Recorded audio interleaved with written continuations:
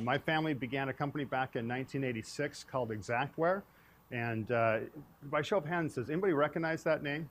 Just to kind of, okay, a few of you, just a handful. Xactware is the dominant player in the insurance industry in terms of providing claims estimation software and data analytics services. So over the course of the last 30 years after being founded in 1986, that software has gone on to be more widely used than any other software combined with all the other competition that's out there in the industry. So 10 out of the top 10 insurers in Canada and 22 out of the top 25 insurers in the United States use that tool exclusively on the claim side to settle claims. So if you think about an event like a Hurricane Matthew that just touched down here in October in South Carolina, the vast majority of those claims were settled using the Xactware software. So that's my background, that's my passion, that's my love. I've been in the insurance industry for a long, long time. I love this industry. It's kind of geeky to say that, and I'm going to geek out quite a bit on insurance today, and I hope you can bear with me. And I know a lot of you have that same love and that same passion, but it is a great industry with a lot of great players in the industry, and there's tremendous opportunities in that industry. And just to finish off my background, about a year ago, and I won't take the entire hour talking about my background, but about a year ago, I left Verisk, who's the parent organization of Xactware, and decided to leave and form the new company called Loveland Innovations and do some pretty innovative and amazing things in the industry. And so I'm excited about what we're going to present and talk to you about today. I'm very excited about DJI and our partnership with DJI and some of the neat things that we're doing together and the opportunities that we have. And so let's dig in here just a little bit and talk a little bit more about Loveland Innovations. First and foremost, the important thing to know about us at Loveland Innovations is we're an insurance technology company. We've been born and bred in the insurance industry. Like I talked about, I've been in the insurance industry for 30 years, and we're a company that's passionate about drone solutions, but we're first and foremost an insurance technology business who sees and understands the opportunities that we all have with drones, with systems that are built around drone technology, especially great technology like DJI's and what they offer, and the tremendous opportunity that we all have collectively in that industry. At our company today, we've got over 150 years of combined experience in the insurance industry. And this is really important. I'll show you more about this here in just a second, but the insurance industry is a very, very unique industry. And it's unique because there's a wealth of systems, processes, software, and data that's being used every day in every aspect of the insurance industry. And the reality is we know insurance, but it's not simple. It's actually a pretty complicated business. Let me show you what I mean. I hope you guys can all see this okay. It's kind of a small TV. Are you able to see that in the back all right? Kinda. I'll try to talk through it. It's probably a little small for you to see. But first and foremost, when you look at the insurance industry, I'm going to talk specifically right now. We're not going to talk about workers' comp or automotive insurance. I'm going to focus on what's called the Pnc Insurance Industry. So property and casualty claims. So when you look at property insurers, there's three different categories of insurers that are in the property space. The first is private Pnc insurance carriers. So these are the companies that you know and love. These are the American Families of the world. These are the State Farms, the Farmers, the USAAs, all the companies that you see all those advertisements running on TV. These are all the private insurance companies that are out there, ready and willing to offer you insurance on an agricultural structure, a commercial structure, or your residential structure. In addition to this, there's reinsurance companies that are out there in the industry. This is the Gen Re, the Munich Re, the Lloyd's of London. These are the guys that are out there helping offload some of that risk that these private Pnc carriers are taking on in the case of massive devastation and events and catastrophes such as the Superstorm Sandy. And they're providing, like it says, reinsurance, insurance to the insurance companies. The third entity, and a lot of you may not be aware of this, there are actually public Pnc organizations and entities that are out there. So you may or may not have heard of a company called TWIA, Texas Windstorm Insurance Association. There's also another company out there called Citizens Insurance. It's an insurance company that's owned by the state of Florida. These companies sprung up because there was no other way for these areas to get insurance. So Citizens is a great example. In 2002, the state of Florida passed a law to form Citizens Insurance Company. And the reason why they did it, because in the late 1990s and the early 2000s, there was a number of hurricanes that continued to batter the Florida area. And what happened is these private Pnc insurers decided to actually pull out of the state of Florida. They decided, you know what, it's a bad risk. We're not going to write policies there. We're going to pull out of the state of Florida. And as a result, there was no place to turn to get insurance on properties. So as a state, they came together, they formed Citizens Insurance Company, and they became what's called the insurer of last resort, and provided a means and a way for people that lived in the state of Florida to actually get insurance through a state-owned and held entity. You can also think of the NFIP program, National Flood Insurance Program, which is a federal program, another great example of a public Pnc program that's out there and available for everybody in the insurance industry. So at the core of this industry, you have those three separate categories of players that are out there and providing insurance. Next, let's look a little bit at the underwriting processes. So insurance companies are represented through a lot of different channels. They're either represented by brokers, independent agents, or direct agency workforces. Now, these are the people that if you buy a new home, one of the first things that you're going to do is you're going to go out there and get insurance for it. And you may hop online, you may pick up the phone, and you may call a company directly. Most likely you've got a great insurance company today. I'm with American Family Insurance, and you'll just continue to roll your insurance forward with your existing insurance company. What they're going to do as part of that underwriting process, and I was just talking to Tom a little bit about this, is they're going to gather a wealth of information about you as a policyholder and your property. So they want to know specifically, is your home in a floodplain? Are you sitting on top of an earthquake fault? What kind of response time are you going to get from the fire department? Are you 5 miles away from the fire department, or are you 15 miles away from the fire department? How good is that fire department? Are they very good and very responsive? There's actually a certification that they received called an ISO certification, and that all factors into that insurance policy you're about to get. And there's a full process that goes into the underwriting to try to figure out exactly how much you should get a policy for. And so when you look down below it, you've got what's called insurance to value or coverage issues with your policy.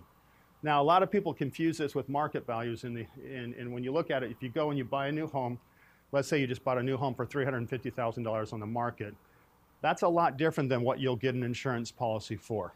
Just because you bought it for $350,000 doesn't mean that that's what it's going to cost to rebuild that home.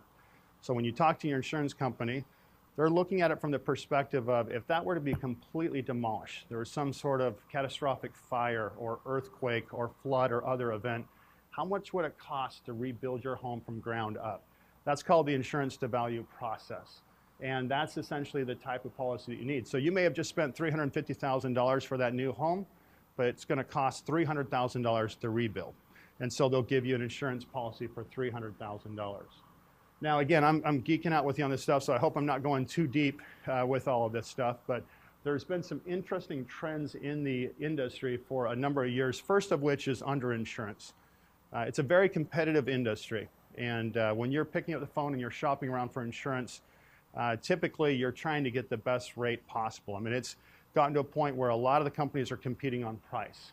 And as a result, unfortunately, there's a tremendous amount of underinsurance that is out there in the industry today. So it may cost you $300,000 to rebuild your home, but you decide somebody gave you a quote for $275,000, and so you know what, that's actually cheaper per month, so I'm going to go with that insurance company.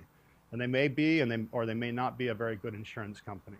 So there's a tremendous problem with underinsurance, especially since in the industry itself, back about a decade and a half ago, there used to be a wealth of what's called GRC, or guaranteed replacement cost policies, which I wish this was still out there today, but it's essentially, if you think about it from an automotive side, you'll still see some insurers advertising the fact that if you get insurance with us and you cover your Mazda, or you cover your Honda, and you've had it for 5 years, we'll buy you a brand new one. That's essentially what's called guaranteed replacement cost. They used to do this on the homeowner side, and the industry started taking an absolute bath because of it. And what that meant was if you had a policy for $275,000 and it cost $300,000 to rebuild, the insurance company would pay that $300,000 and eat the $25,000. They don't do that anymore.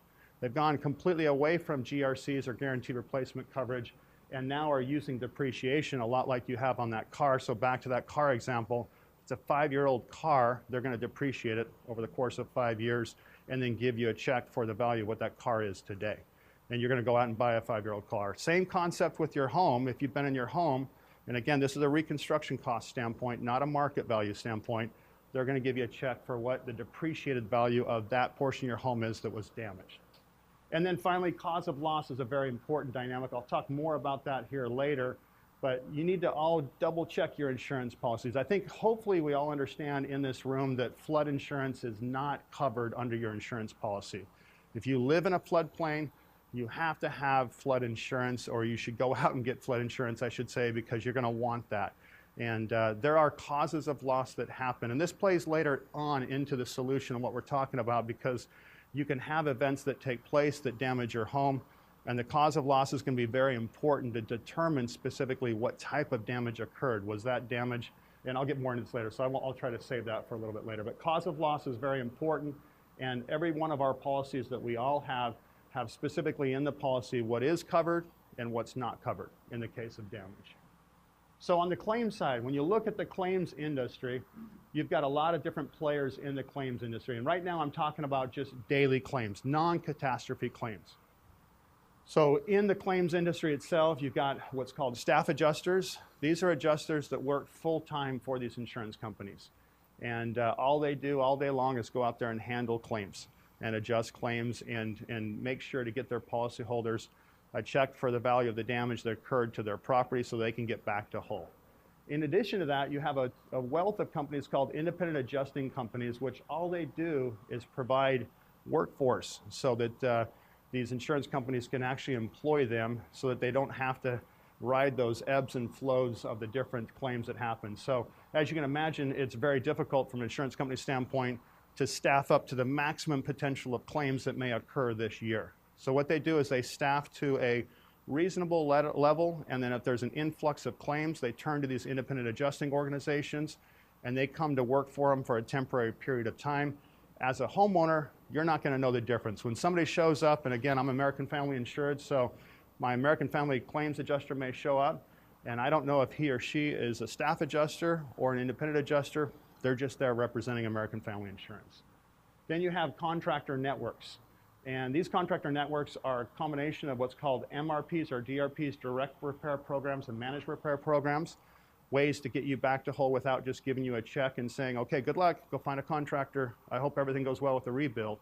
They'll actually have programs that they'll get a contractor out there and go through the reconstruction process. Then they have mitigation contractors, very important. If you've got a pipe that freezes and bursts in the basement of your house, and you call and you report that claim, most likely you have damage continuing to take place. And these mitigation contractors will get in and stop that loss from continuing to occur and help mitigate the damage. Then you've got a whole wealth of specialty contractors out there that provide everything from jewelry replacement type programs to dry cleaners programs, leak and loss line locators, and other type of specialty programs. And then finally, you have public adjusters that are out there in the industry representing the public and helping them in terms of handling the claims process and representing them for more of an adjusting expert standpoint. Then we have Catastrophe Response, which is a whole different dynamic. Again, if you think about Hurricane Matthew that touched down on October 8th in South Carolina, that was a Category 1 storm that hit. As that reconstruction repair effort starts to take place, CAT teams are deployed by insurance companies. They have to deal with state legislatures and insurance regulators. Of course, FEMA will come in once it's declared a national disaster area and help as part of that recovery effort. And then finally, you've got two other entities that are very important in this space, which is subrogation. And subrogation is pretty simple. I'll give an example that occurred to me back about 15 years ago. My wife called me panicked because there was actually flames shooting out of our dryer. And what happened is our dryer had a lint buildup. She cleaned the lint trap every time, the whole 9 yards, and there was no kink in the hose in the back of it with the vent. But there was actually a defect in that type of dryer where it facilitated lint buildup, and a spark caught it on fire. So she had flames shooting out of the front of the dryer. It caused a tremendous amount of fire damage to our laundry room and then smoke damage throughout the rest of the house. And those types of instances, the insurance company will subrogate those losses with really two purposes in mind. One is to hopefully get some sort of subrogation relief from the defective manufacturer, and 2 is to prevent additional losses from occurring. So if there's a faulty water heater that tends to cause pilot lights to catch it on fire, or small explosions, or hoses that are involved with dishwashers or washing dryers, those are very common types of subrogation efforts to prevent future losses from occurring and also subrogate and go back to the manufacturers.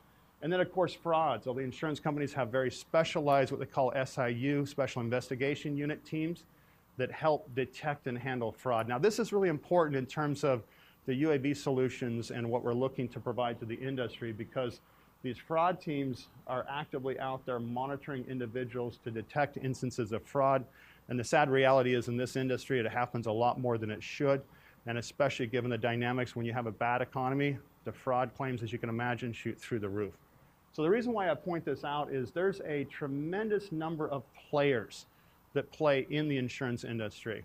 And as you can imagine, every single one of these workflows have different processes that are being used, back-end internal systems, whether it's the first notice of loss or FNOL system on the front end to capture the information about the claim, whether it's the underwriting system or processes, or even the internal systems that are used by the insurance companies to help track all of their different lines of businesses by technology such as Guidewire and others. There's a lot of processes and a lot of systems that are being used today to help facilitate the flow of data and the workflows that are going back and forth between all these different entities that are involved with insurance. So the interesting thing, and the other thing that I didn't touch on, is the unfortunate part about the insurance industry is it's a very, very litigious industry. I wish it wasn't the case, but that's just the sad reality of the insurance industry. And as such, it was interesting, we were visiting with a top 10 insurer, someone who I've known for a very long time ago, several months ago, and we were on the subject of resolution. Because what we're talking about here today, if you think about the claim space, you actually have adjusters, you have specialty companies that are out there providing ladder assist, as they call it, type services that are climbing roofs, manually eyeballing damage, taking out their phone and taking pictures, and then reporting back on that damage. So we asked her, we said, how much resolution do you need in order to meet your workflows? And her response was this: enough to be defensible in court. That's the sad reality. It's a highly litigious industry. You guys see all the advertisements on TV. I know in Utah they run these where it's, trying to paint out these insurance companies as these big bag evil insurance companies that are out to screw you. That's not the case. I've been in this industry 30 years. I've never seen one example where that was the case. But yet you've got a tremendous number of attorneys that are trying to look for something to spring on as an opportunity. And it's important to think about as we get further on in talking about our solution or any solution that's being implemented in the insurance industry. So as we look at the unique needs of insurance, obviously safety is at the top of that list. If you think about all the number of times that they're climbing the roof to inspect it after damage and after a loss, there's a huge opportunity to increase safety. You want to determine that loss every time. You want to know specifically what is the cause of loss. You want to increase the efficiencies. The insurance companies on the claim side, they live and die by cycle times, which essentially means from the first moment I reported my claim back to that dryer fire that happened in my household, how long did it take for me to get through that adjusting process and have a check cut to me so that I can begin the process of restoring and repairing my home? They, of course, have regulatory compliance, and then they also want to improve what's called the combined ratio. Now, this is really important. The combined ratio is a very simple ratio that simply says, from an insurance company standpoint, when I look at property insurance, for every dollar of premium that I take in, how much money am I spending out in claims? And so if you have a combined ratio, and for years, it used to be that auto would make all the money in the industry, and then property would take it and use it all up. Now, I'm pleased to say that's not the case anymore. There actually are very profitable companies out there in the Pnc space, but they're reporting combined ratios of 0.95, 0.91, 0.92. It's a very important metrics in terms of understanding the performance of that specific line of business. So when you look at what we can do with UAV and DJI's drone technology, obviously there's a couple of things that come right to mind. Claim space, tremendous opportunities there. Opportunities in terms of looking for measurement accuracy. That's one thing I failed to mention earlier. When that adjuster climbs that roof, he or she is doing two primary things. One is inspecting for damage, and detecting damage, and 2 is oftentimes looking for measurements. And measurements need to be at least 99% accurate in order to automate that process and collect the data. We've seen some great examples yesterday about drone technology and what can be done with automated measurements. Point cloud technology, great sensors that are out there such as LiDAR sensors and other types of sensors. It has to be at least 99% accurate, and it also has to have sub-centimeter precision. This is really important. You can see there in the top left-hand corner, there's a huge difference if you don't have that level of accuracy and precision to being able to detect specifically what kind of damage has been taking place. So the other side of this is if you're going to go out there and start to use UAVs and drones in various workflows, underwriting workflows, claims workflows, other types of workflows associated with insurance companies, again, back to that dynamic of being in a highly litigious industry, you have to have 100% compliance. Can you imagine if an insurance company rolled out a program and they were going next to airports and not getting approval and just flying drones all day long? You can't even think of the type of class action lawsuits that would come out of that type of action. So it's extremely important for the insurance companies that they are 100% in compliance, because the sad reality is there's a wealth of attorneys that are just simply waiting for an opportunity to jump on. And so this is a very important dynamic as well. Now, I'd mentioned a little bit cause of loss.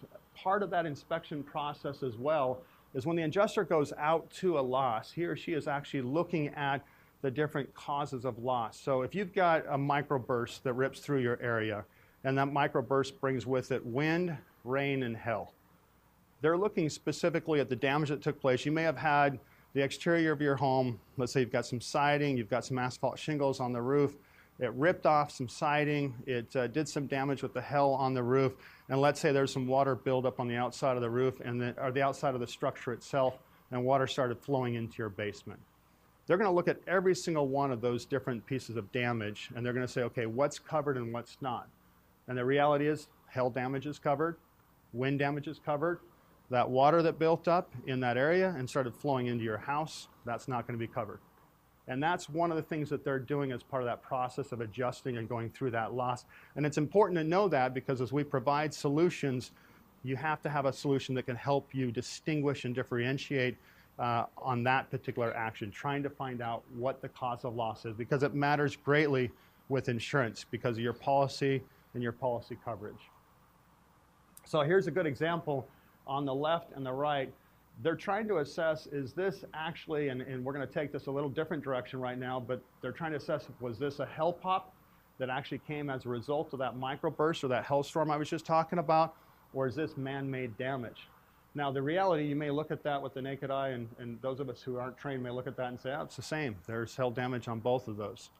That left side, that's actually man-made damage. That was done with rocks and a wrist rocket to make it look like hail damage. The right side is legitimate hail damage. And they have to figure that out, because if it's man-made, off it goes to the fraud department and SIU, who are going to work very closely with local law enforcement agency to make sure and report that. So that's another factor that plays into the type of UAV solutions that are going to be provided out there in the insurance industry. So obviously there's tremendous opportunity. When you think about underwriting practices, and again, I'm talking about agricultural structures, commercial structures, and residential structures, as well as claims processes, there's huge opportunities out there for safer, faster, more flexibility, and for more accurate and precise data in that process. When I was at Exactware and leading that business as their CEO, on average, and again, I gave you some of those market numbers, on average, we processed about 5 million claims through our analytics network a year. And in the industry, and of course that ebbs and flows depending on how active the storm season is for any given year. But on average, you're talking about many, many millions of claims that are occurring in that industry every single year. So as we all know, and we're all here, right, at this conference because we're huge fans of drones. I don't have to convince anybody of that fact, right? We know that drones are safer. It's a lot safer than climbing up on a roof with a ladder. If you've got a steep roof, a 10-12 pitch, a 12-12 pitch, you're going to be a lot safer. There's today 164,000 emergency room treated injuries due to ladder falls, and they're actually, the workers' comp claims are topping $14.31 billion. So tremendous opportunity today. And even if insurance companies are using things like aerial imagery to derive measurements, they're still climbing up on the roofs today because they have to inspect the damage. They have to figure out what damage occurred, and is that damage, what that cause of loss was, and is that damage covered by their policy. We know that obviously drones are a lot more efficient. The reality is we spend over $25 billion in fully burdened adjusting and appraising costs, and we know that obviously drones can cut the inspection times from oftentimes an average of a few hours. I mean, you think about someone taking a ladder out there on top of their car or their truck, getting out the ladder, talking to the homeowner, climbing up the ladder, a lot of times pulling out their chalk and circling areas of damage, crawling along that roof, taking pictures. If it's a steep roof, they're going to use a rope and harness system. It's going to take a couple of hours. And in the case of drones, you can actually do that in sub 20 minutes. And we've been doing a lot of testing, and we've seen an average of 15 to 20 minutes depending on the size of the property. So tremendous amount of ROI and an efficiency that can be gained from those types of utilization, those types of programs. And obviously, as we know, we can produce better data. We're very proud of the fact that at Loveland Innovations, we have patent pending technology that delivers 10 times the resolution of every square inch of a roof every time. And I'm going to show you some great examples of that. So when you look at it, in order to make drones mainstream in insurance, it's extremely important to understand the workflows. If you remember that slide earlier, it's very complex. There's a lot of workflows. Is it a claims workflow? If it's a claims workflow, you're going to have a claims estimation system. You're going to have a B2B analytics network. You're going to have back-end office systems like Guidewire that are being used. You're going to have first notice of loss systems that are being used to capture the loss. You're going to have to integrate with a lot of those different platforms, or at least provide an inspection report that can be easily consumed and put back into the end result and the software that's being used on the back side. It needs to make sure it's got an easy and autonomous flight. You've got the ability to manage the airspace. You've got inspection reports and estimate creation that are taking place. And of course, we know all about the hardware, right? The excellent DJI hardware that we've been talking about for the last day and a half now, and what DJI provides. The outstanding SDK, the sensors, the camera. You've got to look at the situation. Is this a large loss situation, a post-catastrophe analysis? If so, you're using a much different type of drone to go out there and assess the damage, or is it an everyday workflow where it's just it's a microburst, it's a windstorm, it's something that just happened as more of kind of regular everyday claim. There's different types of tools and technologies that should be used. And then of course, training is incredibly important. You got to make sure that you're Part 107 certified and that you've got practical flight training. You're always still the pilot in command of that software. Even though you have autonomous flight capabilities, at the end of the day, you're responsible, you're liable, you're in charge, and you're supervising that process.